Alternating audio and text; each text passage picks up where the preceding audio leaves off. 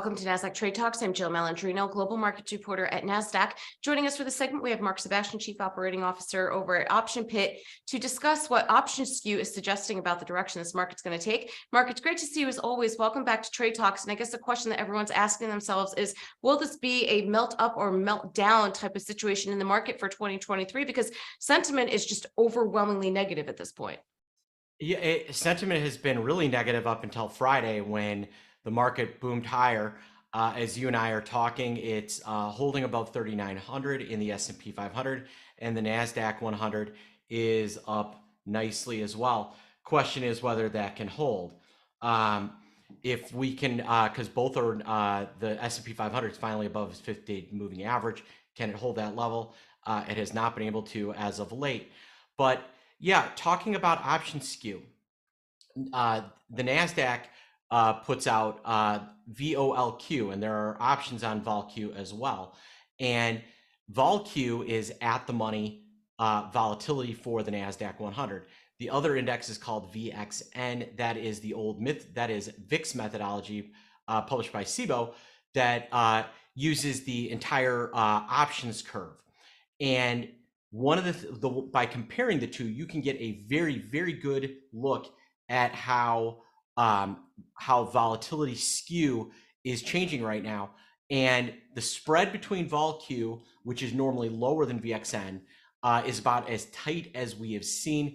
The spread is less than a point, meaning that out of the money options relative to at the money options are incredibly inexpensive. So let's step back a moment here and give a higher level overview of what skew actually is. Why do options traders look at it? How does it help you determine where risk is in the market? Well, when skew is steep, that's telling me that there's a lot of hedging activity. It tells me that the market doesn't really trust where at the money volatility is right now.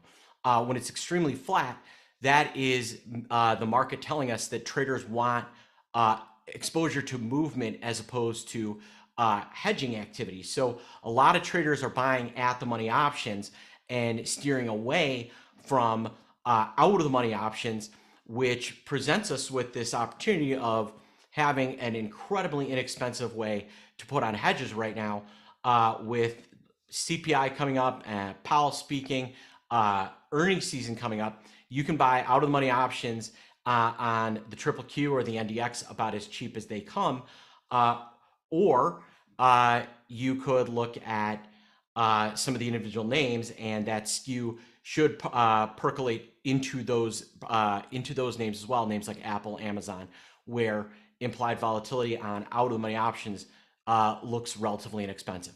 See, now that's interesting that you bring up Apple, Amazon, Microsoft, these names that have such a heavy weighting within the Nasdaq-100 index. Do their volatility profiles or skew profiles look similar to what you're seeing in the broader index? Generally, yes, especially with the top four. There's been a bit of a shakeup in the Nasdaq-100 with Microsoft and Apple as a whole taking up, well, a smaller piece net, but a bigger, they're now way bigger than the next 3, 4, 5 names, which was not always the case. Google and Amazon being third, Meta's really, and Tesla have really fallen in terms of the way they affect Nasdaq pricing. So you're really just dealing with 4 stocks where it had gotten up to 6 at one point. So in some ways, you could argue that the Nasdaq is almost more top weighted, top heavy in 4 names, even though those 6 names that when they were all kind of together made up more of the index. So yes, they tend to trade similarly to skew, especially Apple and Amazon and the Googles of the world and Microsofts.